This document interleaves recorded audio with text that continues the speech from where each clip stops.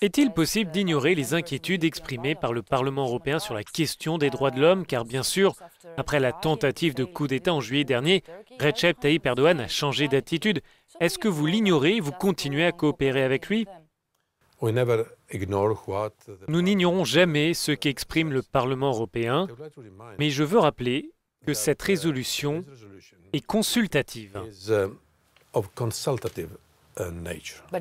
Mais le message est fort, sans aucun doute, c'est très clair.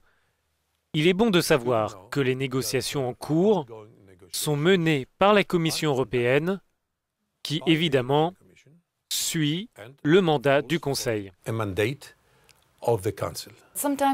On a parfois l'impression que l'Union a un besoin profond de la Turquie, le président turc le sait et utilise cette corde en particulier à propos de la crise migratoire.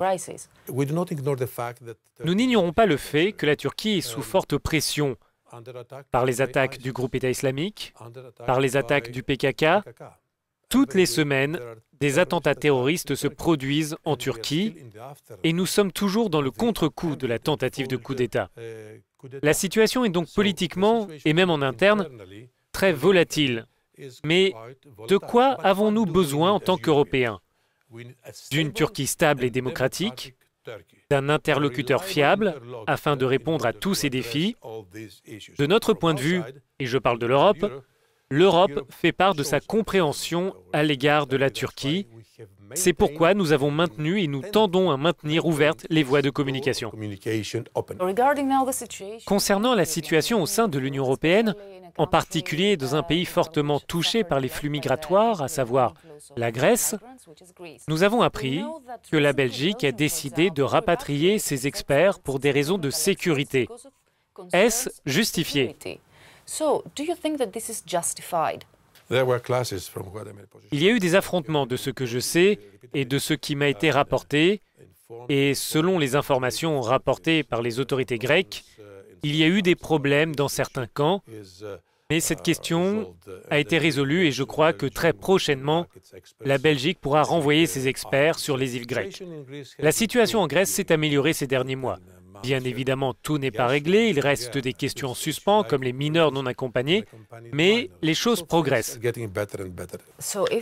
Si la situation s'est améliorée comme vous le dites, pourquoi vous maintenez les contrôles aux frontières intérieures de l'Europe? 3 pays ont demandé une extension de la réintroduction des contrôles aux frontières intérieures. Vous savez que nous avons un projet, nous l'avons appelé « Retour vers Schengen ». Et nous sommes déterminés à revenir à un fonctionnement normal de l'espace Schengen.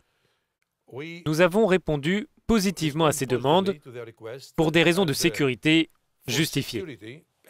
Cette réintroduction des contrôles aux frontières court jusqu'à la fin du mois de février. Je crois que nous assistons en Europe aux dernières semaines de contrôle aux frontières intérieures autour de ces 3 pays. Donc on peut dire qu'en février, ces contrôles seront levés. Oui et oui. Il ne leur sera pas proposé une prolongation, à moins qu'ils fournissent des raisons justifiées, très bien expliquées pour nous convaincre. Mais je ne pense pas que cela soit l'intention de ces pays.